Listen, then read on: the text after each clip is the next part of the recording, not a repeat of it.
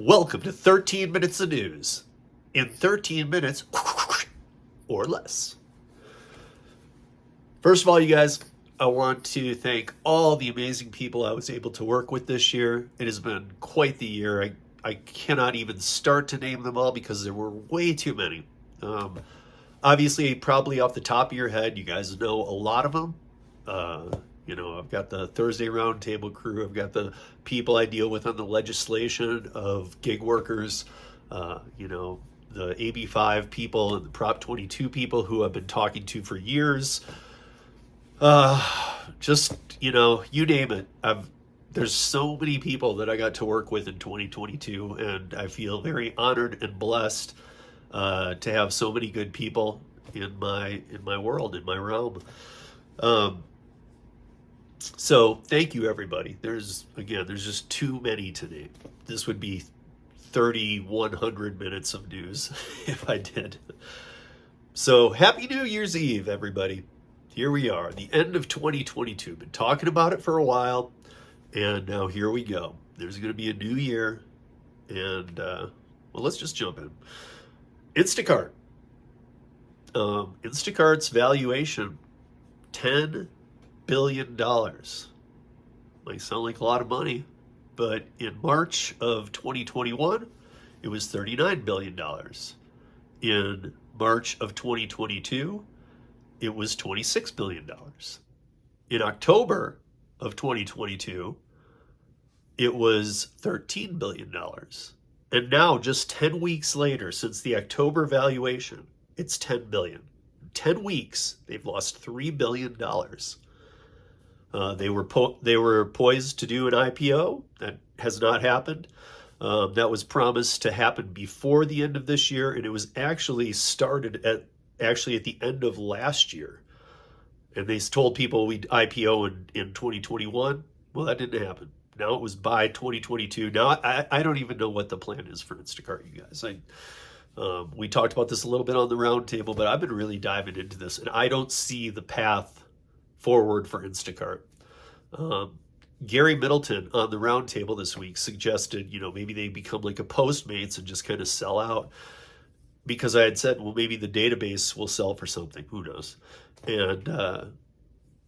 And he pointed out, yeah, it might, but it'll be pennies on the dollar. So it's, I kind of see that trajectory for them, though. That's where they're headed. So those of you who enjoy Instacart, I'm sure that, I know some of you guys send me stuff that I have never seen in my market. And again, something I really want to mention, market to market. We talk about this all the time, but it is so different. And sometimes it causes some real chaos with people. Like, well, you can only make this on Instacart. You can only make this.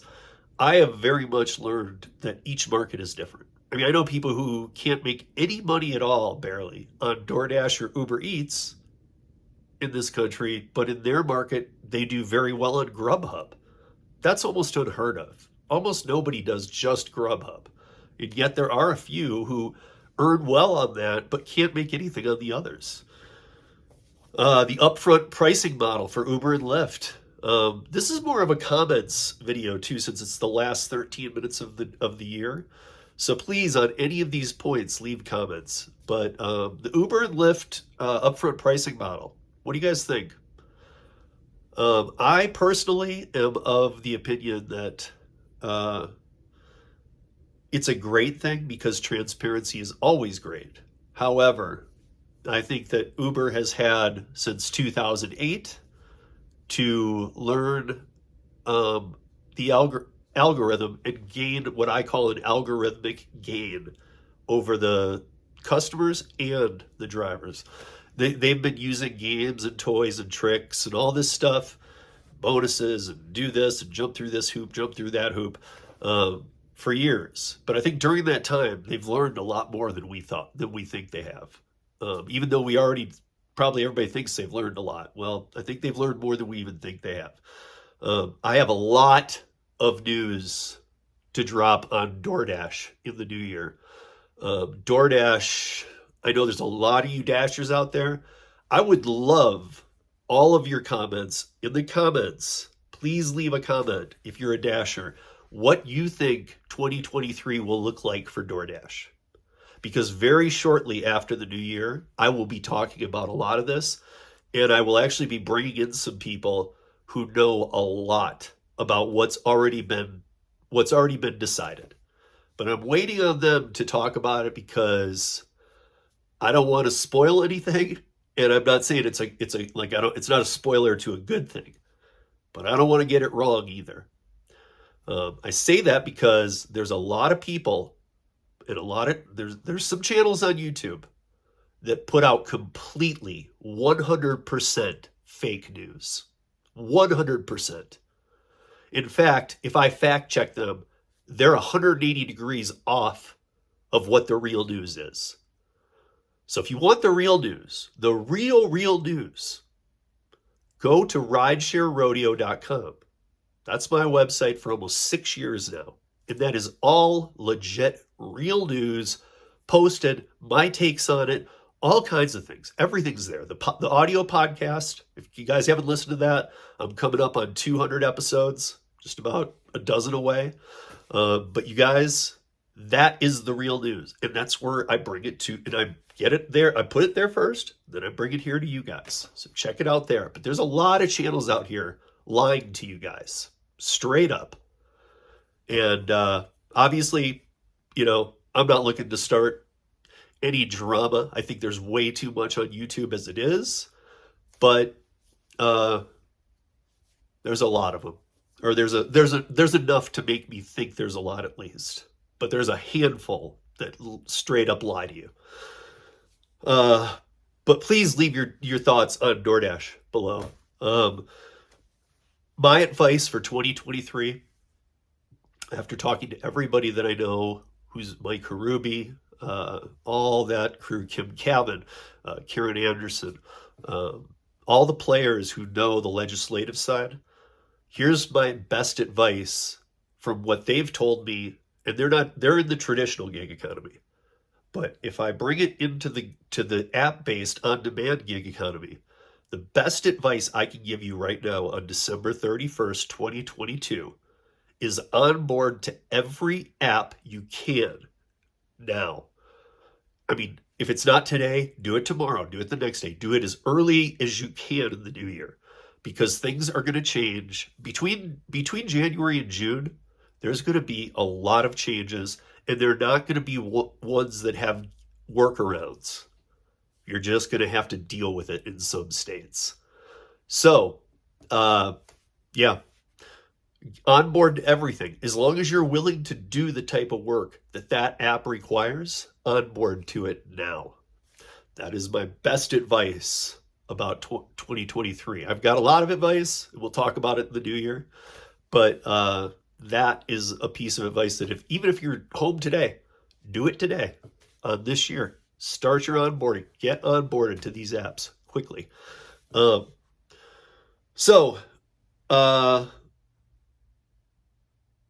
will be continuing to report the real news. Again, the real news. Again, the real news, not lies and BS. But I will also have my real news backed by the source, which is all at ridesharerodeo.com.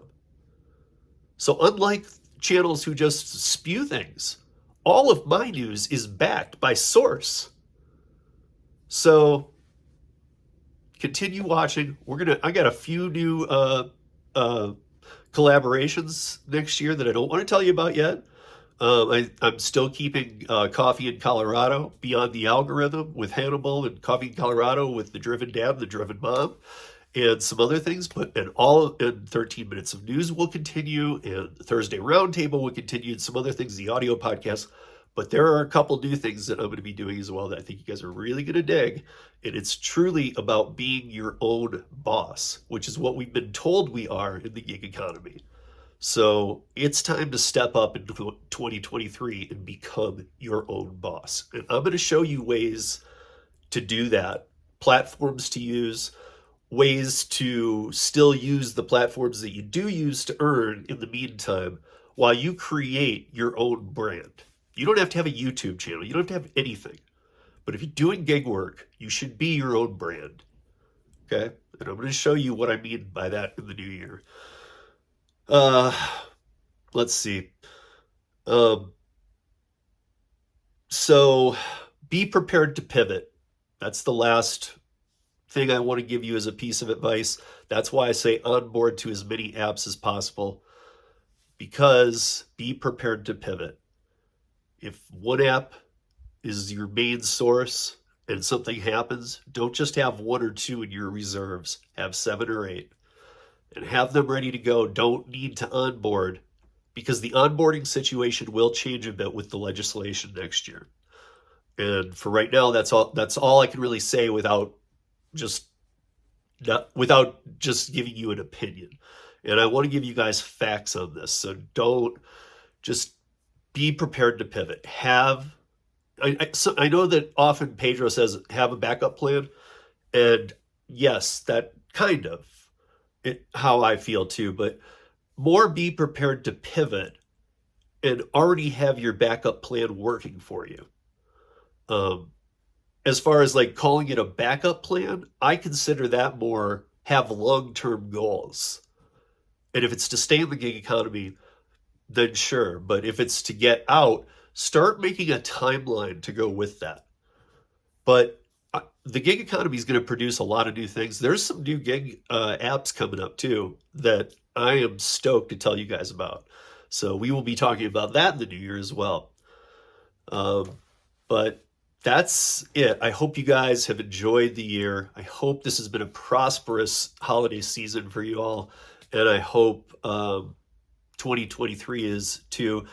Remember, January is usually slow everywhere. So don't be shocked if your market goes slow and you're newer to the gig economy. I've been doing this since 2015 with Rideshare. And obviously not so much anymore, but with other apps, I'm all over the place. And I think you all know I'm primarily with Curry. But let me give a shout out to Dumpling, to Gary'sApps.com, to Para, and to all the other great companies out there who are not screwing over workers. Okay? And that's a big deal, you guys. And that's 13 minutes of news in 13 minutes or less. Have an awesome New Year's Eve, and I'll see you in 2023.